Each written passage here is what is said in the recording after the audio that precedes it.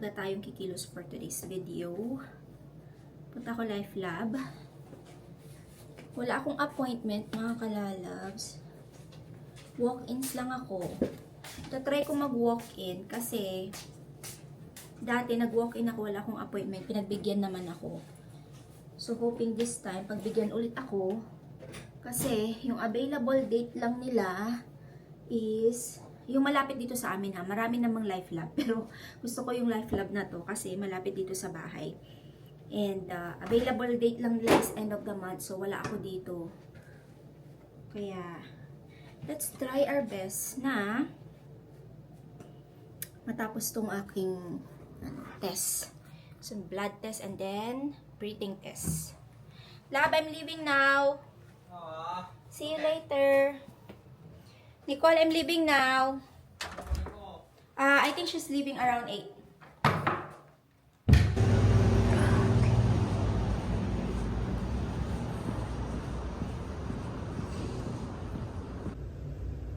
Waiting na ako, mga kalalabs.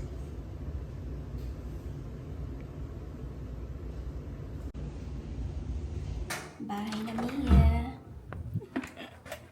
Kaloka. Okay. I'm home. Huh? How's the breathing test? No, I didn't get the breathing test because I didn't even know that you need to do fasting with it. Oh, you do? Yeah. That sucks. It doesn't say, right? Yeah, the doctor and then in the paper that they give me, it didn't say that you need fasting. So, yes, after 4 hours, I think I need to eat breakfast and then make sure that 4 hours, mga kalabs, like more than 4 hours, no food or drinks in my belly or something. So, pero kinunan ako ng dugo na, pero yung breathing test, kailangan pala ng pangalan nito? Fasting. Hindi ko naman alam. Kasi before, kung naalala niyo yung vlog, nabanggit ko na before, meron akong ganun. Pero nakalimutan ko na kung kailangan bang mag-fasting. And then kahapon din, sinabi din, hindi naman sinabi ng doktor, binigay niya lang sa akin to. So, meron silang mga sinabi dito. O meron silang list ng dapat hindi ka uminom ng antibiotic, Pepto-Bismol for 2 weeks. Hindi naman ako nagtitake ng Pepto-Bismol. Ano yun? Yung yung parang para sa acid din yung mga to yata.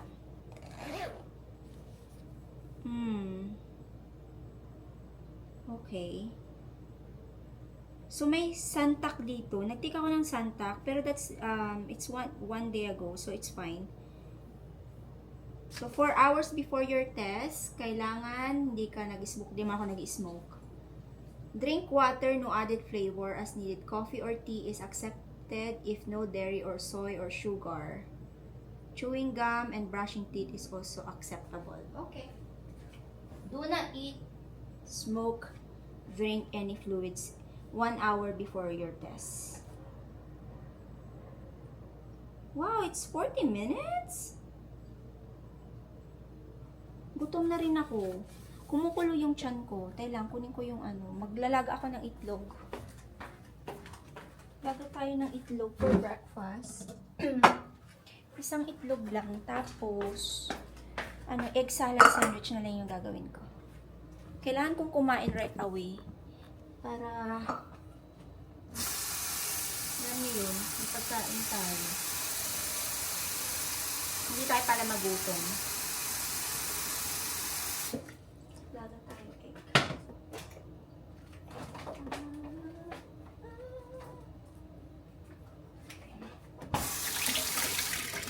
Ayan, sakit ang mata ko. Lakas ng tunog ng tiyan ko.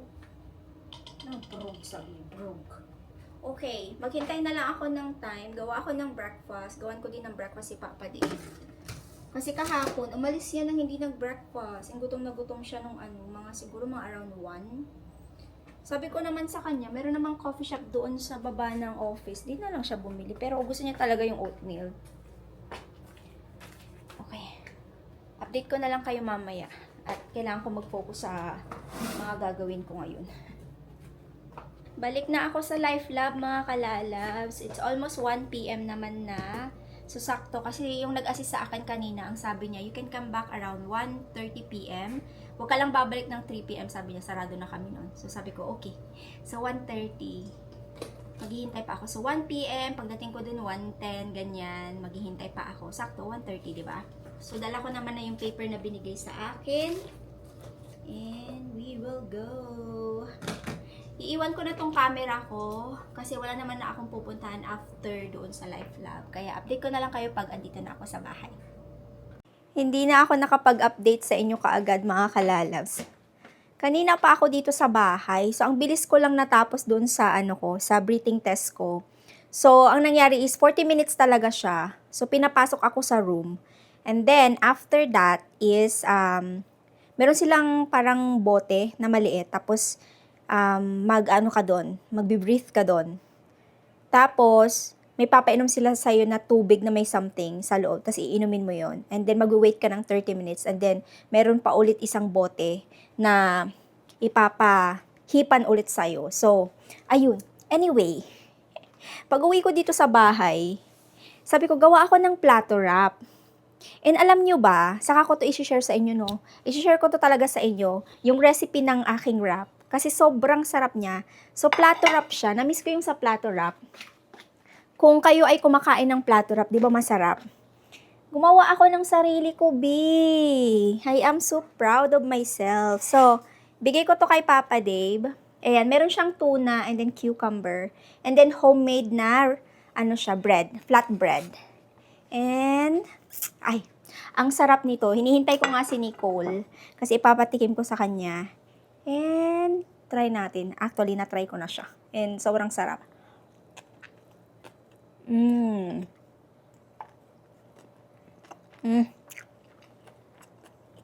sarap. Alam nyo, pag kayo ang gumagawa ng sarili nyong flatbread or kung anong tawag nyo dito, wrap or something, much better kasi yung binibili nyo sa labas.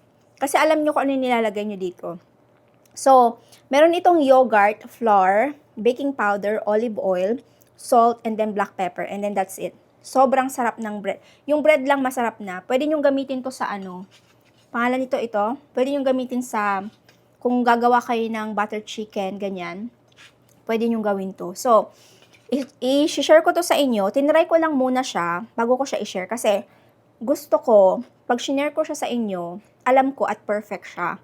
So, abangan nyo kung kailan ko gagawin to kasi napakasarap talaga niya. Sobrang sarap.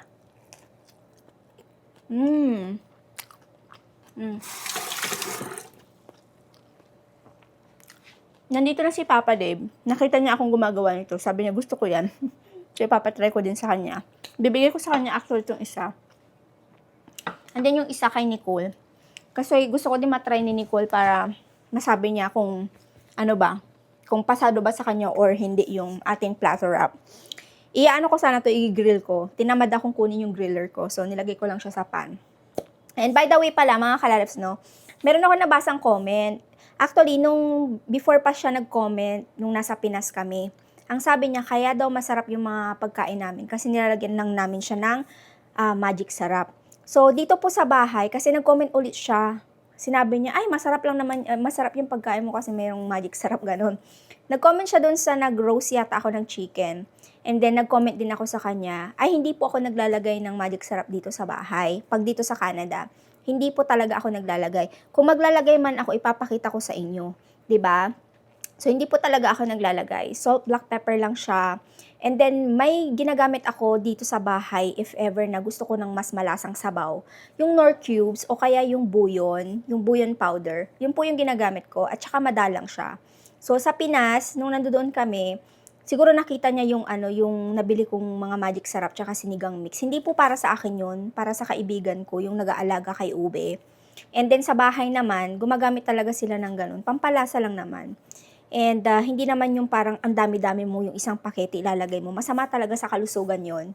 So, konti lang, yung pang, pang lasa ng pagkain, diba? Kasi marami naman sa atin lahat, or karamihan sa atin, gusto natin ng malasang pagkain. Meron yung MSG, ganyan, diba? So, gumagamit din naman kayo, diba? So, ayun, gusto ko lang iklaro yan, no? And, nothing wrong using those one, basta, hindi siya susobra, dapat lang siya, yung, alam mo yon, yung hindi siya ganun kagrabe, yung kadami.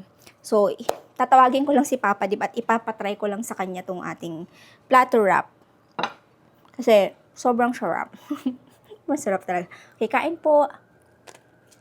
Nick! Try my platter wrap I made. It's really good. So, tuna siya na may cheese at saka ito, cucumber. And then, i-grill siya. Lalagyan ko siya ng cheese na ito. It's really good. You should try, okay? So, one for you, one for me. I ate already mine. So, I want you to try. Kasi, ipapainit ko muna siya. I-melt ko muna siya yung cheese. Too bad I only make like 2 pieces. 3 pieces actually. So, binigay ko na kay Papa Dave yung isa. Ito naman yung sayo yung isa. Ano dinner natin? May beef chili pa kasi eh. Kaya hindi ako nagluto Use ng the cheese then. cheese. I have a lot of cheese. I bought more. Because I know you like it. Okay. How's your school? Good, I did some weightlifting. So, are you okay with that? Yeah, I'm okay. It actually made my knee better. Like, it helped because It's because it's bent, right? It bent, I told you. See, look. I can do it now. Yeah, she's okay now. Yeah. It Parang feels may- more stronger. So, tell them, Nicole, come here. Tell them about the hilot. Kasi parang may nabasa akong Hilot? comment. Yung hilot ba? Yung hilot is the, yung, alam mo yung sani mo, di ba Oo. pinahilot natin? So, what do you think about it? Is it worth it or not? It is, pero like it's so bad. It's like it's so painful. No, I mean, at first, it's painful, di ba? Tapos then after that, what do you feel about it? Like, after he do it? Kasi yung case ko parang parang pilay na nga yun yung sinabi ni Lolo, di ba? Oo, di ba? Pilay ka Oo. na nga eh, di ba? Yun, oo. But, But, like, then, it helped or no? it did. Because Yeah. I was playing basketball and my knee was totally fine. Oh. Like, wherever I put my foot. Yeah. I think I saw a comment earlier about dapat hindi mo pinahilot or something like that. Why? No, because they're worried. Of course, I was like thinking that I should not do it as well, like, But then I said, because in the probinsya, mga kalalabs, that's what I said. Sometimes it work, sometimes not. But then most of the time kasi, dahil taga-probinsya talaga kami, nag-work talaga siya. Para tayo yung dito, no? Pangalan nito, ang tawag doon, nag-interview. Ikabit ko ulit siya dyan. Okay. Alam nyo, I'm trying my best na i-connect yung aking mic as well sa aking phone. Kaso nga lang, parang hindi siya nag-work. So, hindi ko alam kung bakit. So, ang niluto ko pala ngayon is snack lang siya. Kasi meron pa akong beef chili na naluto ko yesterday. Actually, hindi ko na ipakita sa inyo kung paano ko niluto yung beef chili. Pero, I think, alam niyo na kung paano magluto ng beef chili. And nasa si Papa dito. How is it? Beautiful. Lovely. Delicious. How do you rate it? Like, out of, 7 out of 7. What? we. That's 100%. It's really good talaga siya, mga kalalabs. I wonder if I can use different kind of filling, Hmm? I wanna make, the Caesar salad. What kind of feeling? Why would you want to make a different kind of feeling? Like, I'm feeling in love with you. You want to make it hard or soft?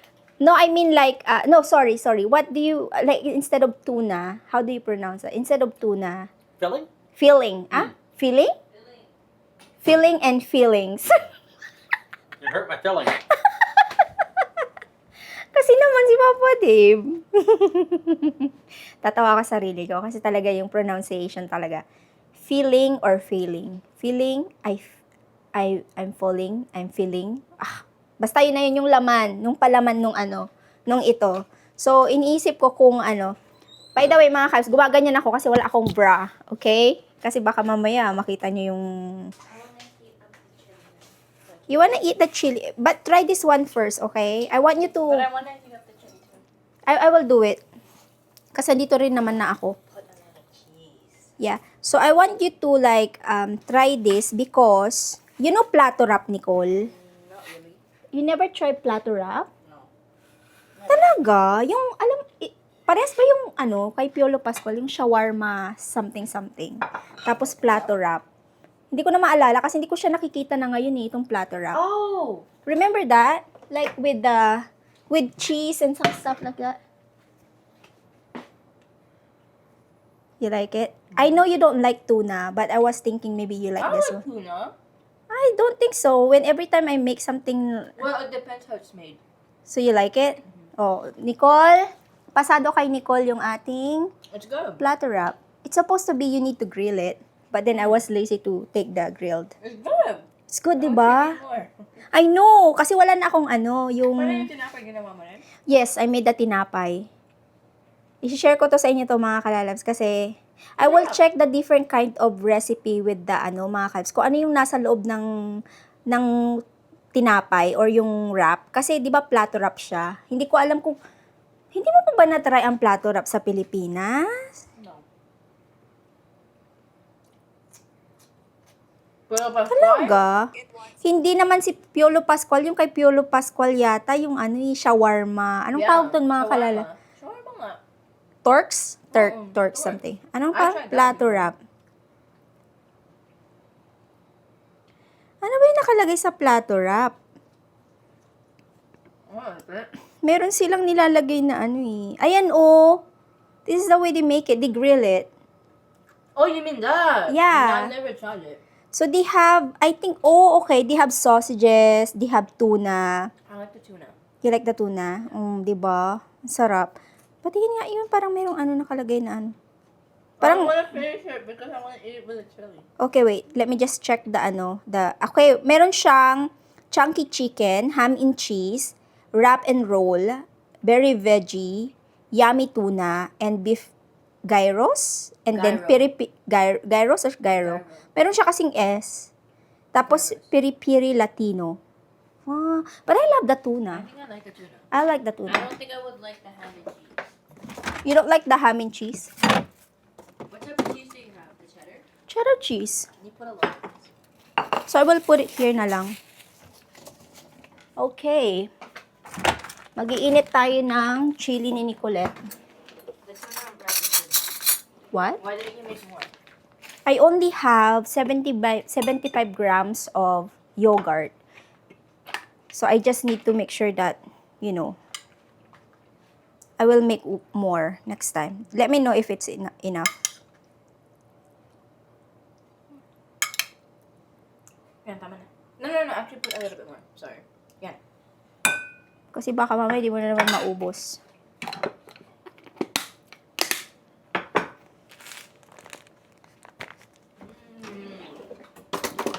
Sarap, di ba?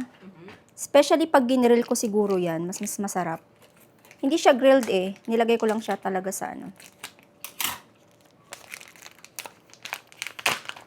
Meron yung nakikita kong video, yung tama na yan. Isa pa. Nakita ko sa TikTok, yung sa TikTok, yung Caesar salad wrap. Did you ever see that in your TikTok? No. It looks so good also. I wanna make that as well. Try ko yun. Is this why you wanted to make this because you saw it on TikTok? No, I saw it and then I said, how to make this? And then I was like, okay, let me check. And then I made it and it's really good. Di ba? I like it. Mozzarella cheese siguro, it's better cheese. No? Kasi ang gamit ko dyan is cottage cheese. I like cottage cheese. It's really good, di ba? Yeah. Anyway. It makes it more refreshing. Yeah. Anyway, mga kalalabs, masarap siya. I-try nyo siya. Itatry kong i-share sa inyo kasi napakadali niya lang gawin. Gusto ko sanang palakihin yung wrap, pero perfect na yung size ng wrap, no? Kasi hindi siya ganun ka thick, hindi siya ganun ka. Can you make more tomorrow? Tomorrow, I'll buy Greek yogurt. Ano yun? May tumatawag kay Papa Dip. Ano? Maybe Amazon or something? Right.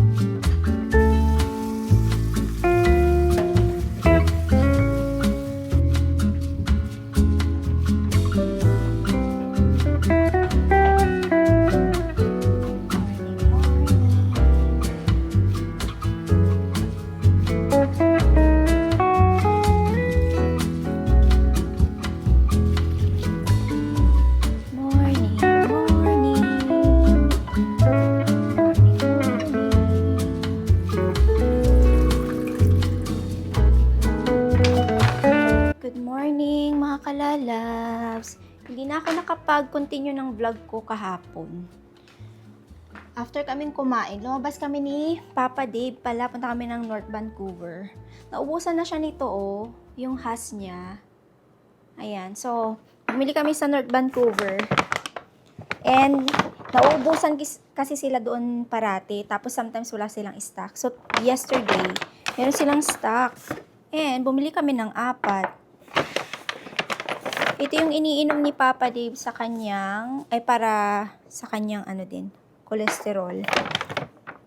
Ayan, 4 yung binili namin. Yung isa dito, naubusan na kasi. Pang ano na yata niya to, pang 7. Like, ito yung 3, pang 3rd bottle niya, naubos na. So, bumili kami ng ng 4. So, 7 bottles ay anong tawag nyo dyan? Jar or something like that na magagamit niya. So, gagawin ko is, buksan na natin yung isa.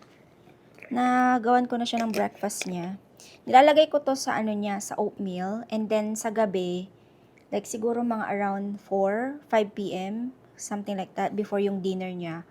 And before yung next vitamins niya or yung mga gamot na iinumin niya is, umiinom siya ulit. So, twice a day siya umiinom ng has.